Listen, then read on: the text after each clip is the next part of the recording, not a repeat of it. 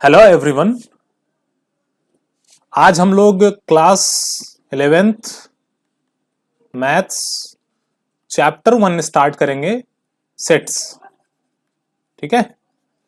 और हमारे पढ़ने का जो तरीका होगा, देखिए बहुत सारे लोगों ने अच्छी पीपीटी, अच्छा एनिमेशन, अच्छे से एक्सप्लेनेशन और बाकी सब चीजें दी हुई हैं यूट्यूब पे, आप वहां से भी रेफर कर सकते हैं। लेकिन हम यहाँ पे टोटली डिफरेंट तरीके से पढ़ाने की कोशिश कर रहे हैं। हम बुक को एकदम लाइन टू लाइन, क्योंकि देखिए सबसे इंपॉर्टेंट चीज होता है, बाकी सारी चीजें ठीक है लेकिन जो बुक रीडिंग स्टाइल है, बुक रीडिंग, ये बहुत मस्ट होता है। आपको बुक की रीडिंग करनी पड़ेगी। और बुक की रीडिंग में क्या चीज इंपॉर्टेंट है, तो हम एनसीईआरटी बुक को ही डायरेक्टली फॉलो करते हुए चलेंगे, लाइन बाय लाइन। केमिस्ट्री में तो बहुत मस्ट हो जाता है, फिजिक्स में भी मस्ट होता है, लेकिन मैथ्स में भी जरूरत होता है उसको पढ़ते हुए। और इससे क्या होगा, आपको क्विकली लाइन बाय लाइन हम बुक के, तो विदाउट वेस्टिंग आवर टाइम हम लोग सीधे आ जाते हैं बुक पे और यहां से स्टार्ट करते हैं। देखिए ये एनसीईआरटी का चैप्टर 1, 11th क्लास के एनसीईआरटी का चैप्टर 1 सेट्स है।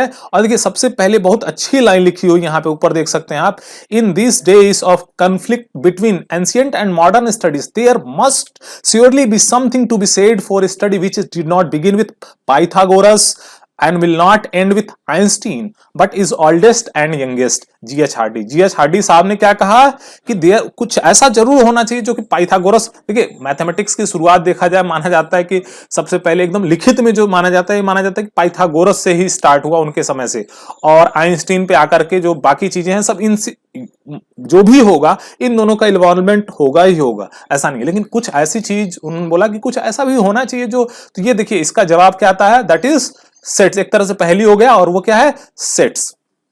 अब यहां पे देखिए बहुत अच्छी लाइन, देखिए एनसीईआरटी बहुत अच्छी किताब है और बहुत अच्छे लोगों ने बहुत अच्छे रिसर्च के साथ लिखा गया है। मैं यहां से इसको डिलीट कर देता हूं, जो कमेंट्स हैं जिनमें मैंने लाइनें बनाई हुई हैं। और यहां इंट्रोडक्शन में देखिए, concept of sets serves as a fundamental part of the present mathematics. देखिए यहां पे बहुत अच्छी लाइन लिखी हुई है, क्या लिखा हुआ है, concept of sets serves as fundamental part.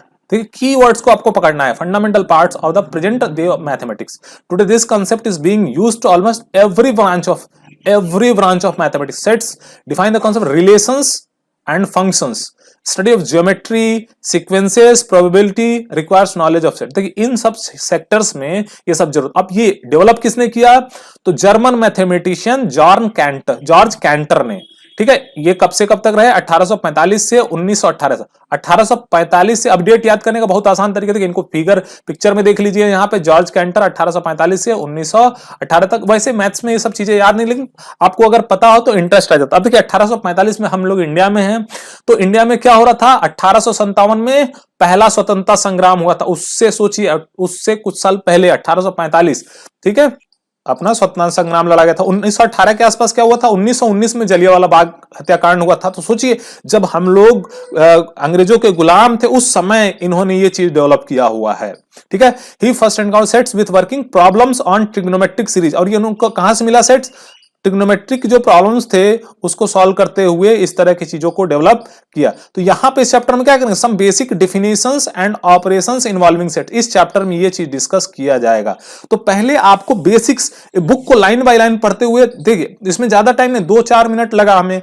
ठीक है, इसको कवर कर लिया हम लोगों ने। फिर आगे जैसे ही बढ़ेंगे हम लोग बेसिक डेफिनेशंस देखते हुए चलेंगे। इसको मैं यहां से डिलीट कर लेता हूं। ठीक है, अब यहां से हम लोग आ जाते हैं वापस। ठीक है, हाँ देखिए सेट्स एंड देयर रिप्रेजेंटेशन, ये 1.2 जो पॉइंट है इसको देखते हैं हम लोग, sets and their representation. In everyday life we often speak of collection. देखिए बहुत इंपॉर्टेंट चीज है, collection of objects of particular kind. 3 keyword मिले हमें, ये कीवर्ड्स को पकड़ते हुए चलना है आपको। कलेक्शन होना चाहिए किसका, ऑब्जेक्ट्स का होना चाहिए, और particular kind such as pack of cards, crowd of people, cricket team. In mathematics also we come across collection. अब जैसे देखिए natural numbers, points, prime number, इन सबों का क्या है, कलेक्शन। तो देखिए odd numbers, rivers of India, vowels of English alphabet, various kinds, ये सब चीजें देखिए। तो ये ऐसे बहुत सारी चीजें जो हैं कलेक्शन होती हैं, जो ग्रुप मिलता है एक तरह से। तो above example well defined collection of objects. अब देखिए हर सारे एग्जांपल्स में क्या, well defined collection of objects, ये हो गया बेसिक डिफिनेशन। ठीक है, well defined collection of object, यही की पॉइंट्स पकड़ते हुए चलना है आपको। मैं डिकोड कर रहा हूं एनसीईआरटी को लाइन बाय लाइन, मैं डिकोड करते हुए आपको ले चल रहा हूं कि क्या चीज पढ़ना है और कैसे ले चलना। मैं इस चीज को डिलीट कर देता हूं, यहां पे आपको समझ में आ गया होगा।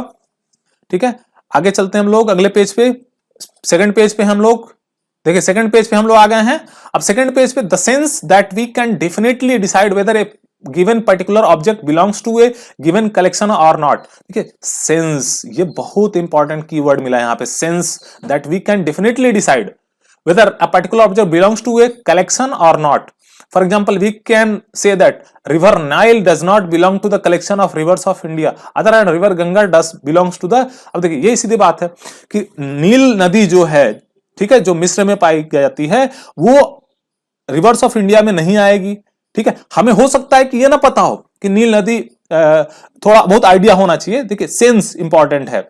अब नील नदी इंडिया में तो है नहीं, अब रिवर गंगा, बहुत सारी चीजों के बारे में हो सकता है पता ना हो, लेकिन सेंस के थ्रू हम बोल सकते हैं। सेंस बहुत इंपॉर्टेंट है। तो कुछ की पॉइंट्स हम लोग को मिलते जा रहे हैं, उन की पॉइंट्स को आपको पकड़ के चलना है।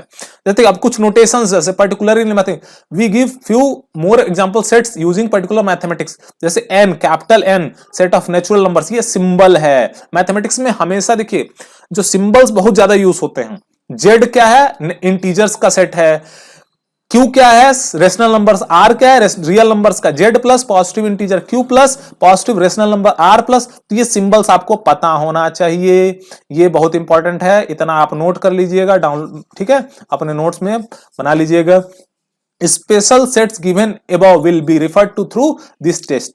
अब देखिए यहां पे जो डिफिनेशन दिया गया है, डिफिनेशन पे आ जाते हैं। यहां से हम लोग को ये मिटाना पड़ेगा। पेज नंबर 2 के नीचे और आगे हम लोग, again the collection of 5 most renowned mathematician of the world is not well defined. अब देखिए बहुत अच्छी लाइन बोली है। अब बोला कि सबसे ज्यादा प्रसिद्ध जो मैथमेटिशियंस रहे हैं विश्व के, या सबसे बोल दे सबसे best cricketers of the world कौन रहे हैं, ठीक है, तो इस तरह से अगर बात करें तो क्या होगा? World is not well defined. Well defined की मीनिंग बता रहे हैं कि सेंस वाइज आपको क्या करना है? Common sense. ठीक है, कॉमन सेंस अप्लाई करके ये बताना है कि कोई चीज सेट है या नहीं है। सेट के लिए जरूरी क्या है? Well defined collection of objects. और ये कैसे डिसाइड करेंगे हम? सेंस के थ्रू। तो वेल डिफाइंड कैसे डिसाइड करते हैं? अब जैसे देखिए यहां पे ऑब्जेक्ट्स, फॉलोइंग पॉइंट्स में भी noted, objects, elements, members of sets are synonymous terms. ठीक है, sets are usually denoted by capital letters. कुछ पॉइंट्स बोल रहे हैं, तो ये सेट वेल डिफाइंड कलेक्शन होना चाहिए। पॉइंट्स में भी नोटेड, देखिए कैपिटल लेटर से रिप्रेजेंट करते हैं। एलिमेंट्स जो होते हैं उनके स्मॉल लेटर से रिप्रेजेंट करते हैं। तो 3 की पॉइंट मिला जो एक तरीके के होने चाहिए। सबसे पहले जो ऑब्जेक्ट्स होने चाहिए वो एक तरीके के होने चाहिए, एक काइंड, सिमिलर काइंड। ठीक है, दूसरा नाम जो देते हैं कैपिटल लेटर से देते हैं। जो एलिमेंट्स रिप्रेजेंट करते हैं वो स्मॉल लेटर से जनरली रिप्रेजेंट करते हैं। और यहां पे A is an element of, A belongs to, देखिए की point, A belongs to set A. The Greek symbol, अब ये एक सिंबल मिला यहां, ग्रीक सिंबल ऐसे, ठीक है, ये ग्रीक सिंबल है जो एप्सिलॉन जिसको बोलते हैं, ये बिलोंग्स टू या एलिमेंट ऑफ बताने के लिए। और इसी का क्रॉस कर देंगे ऐसे, ठीक है, तो डज नॉट बिलोंग्स टू या नॉट एलिमेंट ऑफ। यहां देखिए लिखा हो B is not element of A. ठीक है, तो ये इस तरीके। अब यहां देखिए there are 2 methods of representing a set. There are 2 methods of representing a set, roster और टैबुलर फॉर्म। और दूसरा क्या है? Set builder form. अब देखिए यहां पे जो अगला पॉइंट लिखा हुआ है यहां पे, इसको समझते हैं। In roster form, roster form देखिए 2 फॉर्म है। अब तक हम लोगों ने क्या समझ लिया? सबसे पहला पॉइंट कि सेट्स का डिफिनेशन। तो आइए की पॉइंट्स हम लोग नोट कर लेते हैं। What is set? सेट क्या है? Well defined collection of objects. ठीक है, यहां की पॉइंट देखिए, वेल डिफाइंड होना चाहिए, कलेक्शन होना चाहिए और ऑब्जेक्ट्स होना चाहिए। वेल डिफाइंड कैसे डिसाइड होता है? Sense wise. वेल डिफाइंड कैसे? सेंस के थ्रू डिफाइन होता है। सेंस से आपको पता चलेगा कि whether the set is well defined और नॉट। कलेक्शन तो समझ में आ ही रहा होगा, ऑब्जेक्ट्स भी समझ में आ रहा होगा। ठीक है, अब वापस हम लोग यहां पे आते हैं, अपने एनसीईआरटी पे आ जाते हैं, बुक पे। इसको मैं डिलीट करता हूं। ठीक है, तो 2 फॉर्म। अब यहां से इंपॉर्टेंट चीज है वो है रोस्टर फॉर्म और set builder form. Roster form में क्या करते हैं? All the elements of set are listed. देखिए इंपॉर्टेंट सीधे सीधे क्या है? All the elements of are list elements are being separated by comma, 2 point, सबको लिस्ट कर देते हैं और सेपरेट कॉमा से सेपरेट करते हैं और enclosed with in curly braces, curly braces में, ठीक है, हम उनको इनक्लोज कर देते बनकर, जैसे यहां लिखा हो फॉर्म एस 246 कॉमा लगा दिया गया, कर्ली ब्रैकेट में बंद कर दिया गया है। Set of all natural numbers which divide 42 is, देखिए यहां पे जो नीचे लिखा हुआ है ये ऐसे लिखते हैं, लिखने का ये तरीका है, इसको बोलते हैं क्या, रोस्टर फॉर्म, इसको क्या बोलते हैं, रोस्टर फॉर्म। ठीक है, मैं इसको डिलीट कर देता हूं। अब हम लोग आगे पेज पे चलते हैं। ठीक, पेज नंबर 3 पे आ गए हम लोग, इसको थोड़ा सही एडजस्ट कर लेते हैं। अब देखिए, in roster form order in which the elements are listed is immaterial, order important नहीं है, ध्यान दीजिएगा, order is not important, order important नहीं है कि किस ऑर्डर में लिखा जा सकता, जैसे कि 1 3 7 21 2 6 14 या 2 पहले लिख दें बाद में लिख दें, तो ऑर्डर इंपॉर्टेंट नहीं है। ठीक है, जैसे set of all vowels in English alphabet is, देखिए कर्ली ब्रैकेट में ए ई आई ओ यू कॉमा लिख कर, इसको ऐसे भी लिख सकते हैं, equivalent to curly bracket A I O U E, ठीक है, ऐसे भी लिख सकते हैं। तो ऑर्डर इंपॉर्टेंट नहीं होता है, ये पता चला हमें। ठीक है, अब देखिए दूसरा जो नोट, ये पहला पॉइंट नोट करने वाला, ऑर्डर इंपॉर्टेंट नहीं है। दूसरा रिपीटिशन, देखिए note, it may be noted that while writing the set in roster, जैसे स्कूल का अगर स्कूल के जितने लेटर्स हैं उनका अगर सेट बनाना हो तो इसमें ओ जो है 2 बार आया है, ठीक है, वो 2 बार आया है, तो ये हो गया, या फिर ऐसे लिख सकते, ऑर्डर इंपॉर्टेंट नहीं है, और ओ रिपीटिशन अलाउड नहीं होता है, रिपीटिशन ऑफ एलिमेंट्स, ठीक है, नहीं रखेंगे। तो ऑर्डर इंपॉर्टेंट नहीं, ऑर्डर इंपॉर्टेंट, ऑर्डर पे ध्यान देना और रिपीटिशन पे ध्यान देना है कि रिपीटिशन नहीं होना चाहिए ऑर्डर, किसी भी ऑर्डर में। तो पूरा कोर स्ट्रक्चर समझ में आ गया आपको। देखिए अब बात आती है, ये हो गया रोस्टर फॉर्म का, तो रोस्टर फॉर्म को हम समराइज कर लेते हैं यहां पे, रोस्टर फॉर्म, ठीक है, ये रोस्टर फॉर्म हमने लिख दिया, कर्ली ब्रैकेट कैपिटल ए, फिर इक्वल टू कर्ली ब्रैकेट के अंदर 1 एलिमेंट हो गया, comma 2 comma 3 comma 4 curly bracket बंद, तो इसका मतलब सेट ए हो गया, ए में 4 एलिमेंट है 1 2 3 4, ठीक है। अब इसी को ऐसे भी लिखा जा सकता है, is equal to curly bracket 2 3 4 1, ऐसे भी लिखा जा सकता है, ऑर्डर इंपॉर्टेंट नहीं होता है, ठीक है, और कोई चीज रिपीट नहीं करेंगे, ठीक है, रिपीटिशन। तो कुछ की पॉइंट्स हम लोग नोट कर लिया, समझ में आ गया, ऑर्डर इंपॉर्टेंट नहीं है, और ठीक है, वापस से अपने एनसीईआरटी पे आते हैं हम लोग, ठीक है, तो ये चीज हम लोगों ने यहां पे समझ लिया।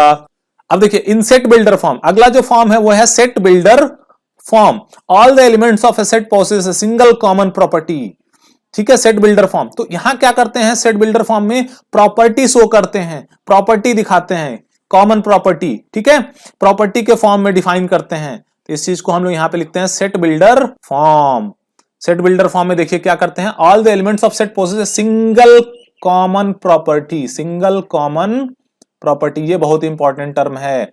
फॉर एग्जांपल ये देखिए लिखने का तरीका, यहां पे लिखने का तरीका यहां पे दिख रहा है आपको, एक सेट V है, कैपिटल से इक्वल टू कर्ली ब्रैकेट के अंदर, अब कॉमा कॉमा लगा करके नहीं लिखा जा रहा है, यहां क्या किया जा रहा है, डिफाइन किया जा रहा है, डिफिनेशन के फॉर्म में लिखा जा रहा है। अब देखिए यहां पे x, ठीक है, कॉलन, अब x का डिफाइन किया जा रहा है, यानी कि x इस सेट का V का एलिमेंट है, x is a vowel in English alphabet, ये डिफिनेशन दे दिया गया। तो यहां देखिए it may be observe that we describe, अब यहां से पढ़ सकते हैं आप, ये देखिए इंपॉर्टेंट चीज क्या है यहां, एक कॉलन, ये क्या है, कॉलन, तो ये डिफिनेशन के फॉर्म में लिखा है, तो यानी कि एक ऐसा मोटी मोटा आप डिफिनेशन दीजिए जिससे जिसको जो एलिमेंट्स थे जो लिस्ट के फॉर्म में लिख रहे थे वो पूरा सेटिस्फाई करते हो, उसके अलावा और कोई चीज सेटिस्फाई ना करता हो। अब जैसे मान लीजिए बोल दिया गया कि वॉवेल्स ऑफ इंग्लिश अल्फाबेट, तो बात वही है, ए ई आई ओ यू या ए ई आई ओ यू डायरेक्टली लिख दिया, तो ऐसे लिख सकते हैं। एक्स सबसे पहले देखिए प्रॉपर्टी क्या हो गया, यहां पे हमेशा एलिमेंट का रिप्रेजेंटेटिव फैक्टर लिखते हैं, उसके बाद से उसको डिफाइन करते हैं, ये तरीके से हम लोग सेट बिल्डर फॉर्म में लिखते हैं। हाँ यहां देखिए एग्जाम्पल 1 पे आते हैं हम लोग, एग्जाम्पल 1 बहुत इंपॉर्टेंट, देखिए write solution set of equation X square plus X minus 2 in roster form. देखिए यहां पे फैक्टर फॉर्म से सॉल्व किया गया है कि एक्स इक्वल टू क्या आ गया, 1 और -2। अब इसको दो तरीके से लिख सकते हैं, रोस्टर फॉर्म में लिखना है तो क्या लिखेंगे, सॉल्यूशन सेट को मान लीजिए हम रिप्रेजेंट करते हैं, सॉल्यूशन सेट को एस से रिप्रेजेंट करते हैं, S is equal to curly bracket के अंदर 1 कॉमा -2 ऐसे लिख सकते। देखिए नीचे दिया भी हुआ है, अगर इसी को कैसे लिखना हो, इसी को सेट बिल्डर फॉर्म में लिखना हो तो यही डिफिनेशन उठा के लिख देंगे, ठीक है। इसी को लिख देंगे S is equal to curly bracket के अंदर टी वेयर सेमीकोलन यहां पे रखेंगे, ठीक है, T is solution of this equation X square plus X minus 2 is equal to 0 और कर्ली ब्रैकेट बंद, ऐसे लिख सकते हैं। अब देखिए यहां टी क्या है, रिप्रेजेंटेटिव एलिमेंट हो गया, फैक्टर हो गया, ठीक है। एक्स लिख सकते हैं, वाई लिख सकते हैं, जेड लिख सकते हैं, अ ब स द हिंदी में लिख सकते हैं, अल्फा बीटा गामा कुछ भी यहां लिख सकते हैं। जनरली एक्स लिखते हैं हम लोग, ठीक है, ताकि पढ़ने में आसान रहे। बाकी कुछ भी लिख सकते हैं आप, कोई फिक्स नहीं है कि एक्स के टर्म्स में ही आप लिखें, ठीक है। अगले पेज पे हम लोग आ जाते हैं, ये देखिए पेज नंबर 4 पे आ गए हम लोग। The required numbers are 1 2 3 4 5 6 so given set in roster form. अब देखिए रोस्टर फॉर्म, अच्छा वो उससे पहले जो एग्जांपल दिया था उसका, right set this in set builder form. अब देखिए सेट बिल्डर फॉर्म में लिखना है इसको, तो क्या करेंगे सबसे पहले फटाफट, यहां वैसे सॉल्यूशन तो लिखा हुआ है लेकिन आपको सोचना है, एग्जांपल को आपको अपने आप से पहले ट्राई करना। देखिए 1 4 9 16 25 और डॉट डॉट डॉट चलता चला जा रहा है। इसका मतलब क्या चल रहा है, इनमें कॉमन प्रॉपर्टी क्या देखेंगे आप कि 1 स्क्वायर 2 स्क्वायर 3 स्क्वायर 4 स्क्वायर, यानी कि हर एक नेचुरल नंबर का स्क्वायर चल रहा है। तो देखिए यहां लिख दिया गया ए कर्ली ब्रैकेट एक्स कॉलन, यहां तक तो लिखना ही लिखना है एक्स कॉलन। सबसे पहले देखिए फंडामेंटल स्ट्रक्चर जो लिखना है, ठीक है, वो तो ऐसे लिखना ही लिखना है एक्स कॉलन और उसके बाद ब्रैकेट बंद, तो लिखना ही लिखना है। अब इसके अंदर यहां पे क्या लिखना है वो डिफिनेशन लिखना है। तो x is the square of natural number, सीधा सीधा, या फिर ऐसे ही लिख सकते हैं। अगला तरीका तो कई तरीके से लिखा जाता है, जैसे N square where N is element of natural number, ये भी एक तरीका है। ये भी वर्ड्स में लिख दिया, यहां थोड़ा सिंबॉलिक फॉर्म में लिख दिया, तो दोनों तरीके से लिखा जा सकता है, ठीक है। इसी तरह से आप आगे के एग्जांपल्स को ट्राई कर सकते हैं। एग्जांपल 2 3 4 सब ये सारे एग्जांपल्स आप ट्राई करिए। देखिए एग्जांपल 4, ठीक है, आसानी समझ में आ रहा होगा, ठीक है।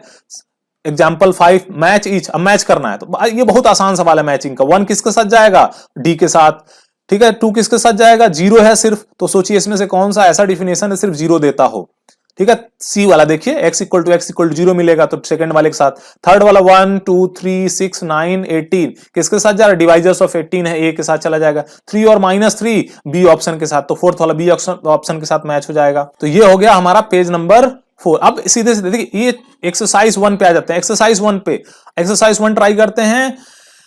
Collection of all months of a year beginning with letter J, sir J. अब देखिए ये होंगे वेल डिफाइंड कलेक्शन है या नहीं है, तो ये हो गया set, this is a set.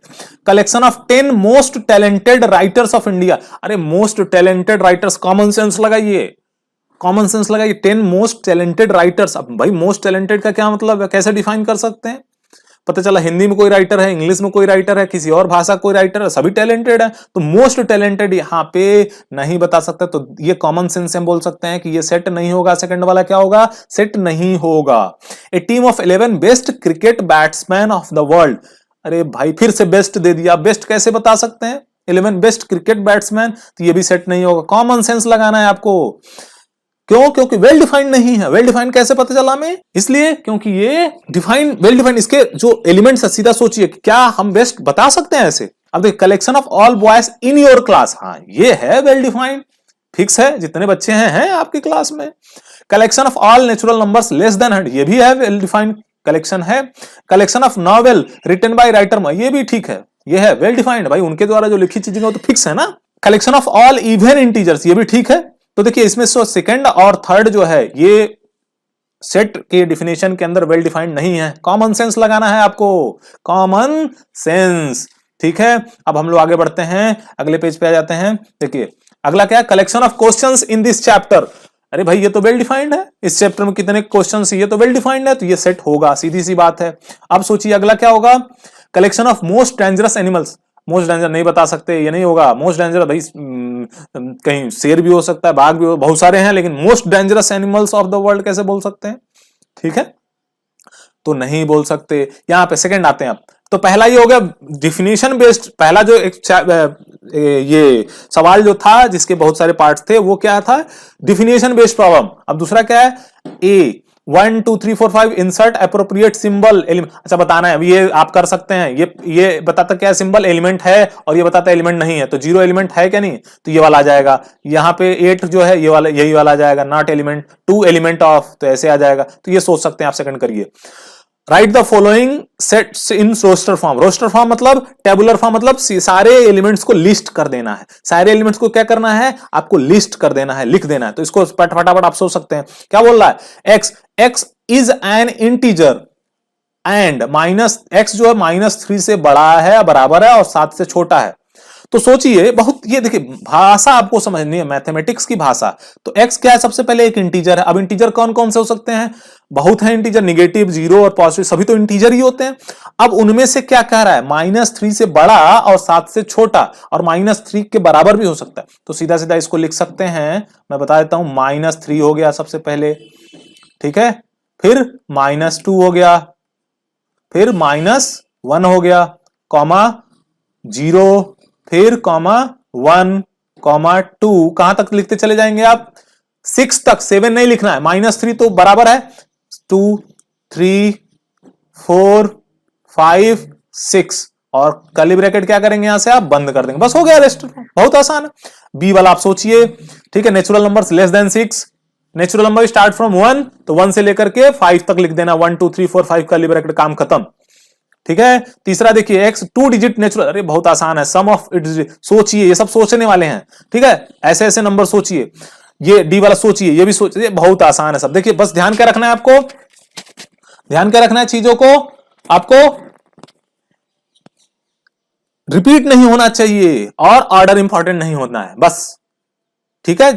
ई और एफ में, ई और एफ में बस याद रखना है कि रिपीट, ओ जैसे 2 बार आया तो रिपीट नहीं करना, आई जैसे देखा जाए तो टी 2 बार आ गया है तो रिपीट नहीं करना है, एक एक बार लिखना है। तो आप सोच सकते हैं, ठीक है। इसके बाद सेट बिल्डर फॉर्म में लिखना है, सेट बिल्डर फॉर्म, तो 3 6 9 12, 3 6 9 12 कैसे करेंगे, बस वो स्ट्रक्चर पहले फटाफट लिख लीजिए, a is equal to x colon x is multiple of 3 and less than 13, ऐसे लिख सकते हैं।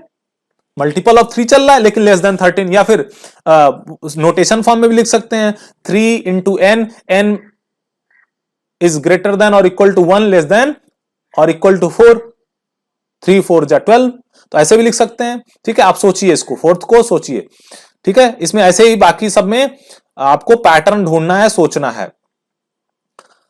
आगे सवाल पे देखते हैं हम लोग, list all elements of the following set. तो यानी किसे रोस्टर फॉर्म में लिखना है, सीधी सी बात है। X is odd natural number, odd natural number सोचिए कौन, और एक ऐसा नेचुरल नंबर जो कि ऑड भी हो, ऑड नेचुरल नंबर, ठीक है। तो ऐसे नेचुरल नंबर्स का यहां पे लिस्ट कर देना आपको। इंटीजर -12 से लेकर के 9/2 के बीच में जितने इंटीजर्स उनको लिस्ट करना है। सोचिए बहुत आसान है, तो मतलब -2 से बड़ा हो कौन सा आएगा, सबसे पहले 0, नंबर लाइन आप पढ़ चुके होंगे पहले, यहां 0 मार्क कर लेते हैं, यहां पे -1 मार्क कर लेते हैं, फिर 1 2। अब सोचिए -12 कहां आएगा, यहां आएगा, -12 ये आ गया बीच में, यहाँ पे -12 आ गया, इससे बड़ा होना चाहिए तो सबसे पहले 0 आ गया, और 9/2 मतलब लगभग क्या एग्जैक्टली 4.5 हो गया, तो 4 से छोटा है, यानी सीधी सी बात है 0 1 2 3 4, काम खत्म, ठीक है। इसी तरह से आप सी वाले को सोचिए कि x इज इंटीजर और x² जो होना चाहिए 4 से बड़ा छोटा होना चाहिए तो बराबर हो सकता है, तो -2 से लेकर के +2 के बीच में सारे इंटीजर, सोचिए कैसे आ रहा है, ये सब सोच सकते हैं आप, ठीक है। अब ये सब सवाल सॉल्व करने हैं। अगर आपको नहीं समझ में आता, ये 5वां बहुत आसान है, इसको बताने की जरूरत तो है ही नहीं, इतना समझा दिया हमने, अब आप मिला सकते हैं। सोचिए, थोड़ा दिमाग लगाइए, कॉमन सेंस लगाइए। अगर आपको दिक्कत, अब आगे जैसे 1.3 से हम लोग आगे नेक्स्ट लेक्चर में डिस्कस करेंगे, लेकिन आपको क्या करना, पहला एक्सरसाइज, आज शुरुआत है, बहुत ज्यादा रोज एक ही दिन में मिल जाएगा तो अपच हो सकता है, तो क्या करना है आपको, यहां तक पहला एक्सरसाइज बेसिक्स पढ़िए और पहले पहले एक्सरसाइज तक आपको आज सॉल्व कर लेना है। और अगर कोई किसी प्रॉब्लम में किसी को दिक्कत हो तो आप क्वेश्चन नंबर मार्क करके या कोई भी क्वेश्चन है कमेंट में जरूर बताइए, मैं अगले लेक्चर में जरूर उसको डिस्कस करूंगा। तो आपको कमेंट करके बता सकते हैं, पढ़ना शुरू कीजिए। और ये बेस्ट वे तरीका होता है कि सबसे पहले आप एनसीईआरटी किताब उठाइए, उसको सीधे सीधे पढ़ना शुरू करिए, उसके बाद सीधे प्रॉब्लम पे आ जाइए। तो ये बेस्ट वे हो सकता है मेरे हिसाब से। बाकी और एनिमेटर समझाने के लिए, समझने के लिए बहुत सारे तरीके हैं, तो आप बहुत सारे लोगों ने अच्छे अच्छे वीडियो बनाए, उनको भी रेफर कर सकते हैं। लेकिन मैं आपको लाइन बाय लाइन एनसीईआरटी को सॉल्व करते हुए ले चलूंगा। उसके बाद से जब ये कंप्लीट हो जाएगा तब कंपटीशन की बात करेंगे हम लोग और इसके बेसिक कॉन्सेप्ट्स को हम समझेंगे। ठीक है, आपको वीडियो अच्छा लगा हो तो लाइक शेयर सब्सक्राइब करना ना भूलें। Thank you.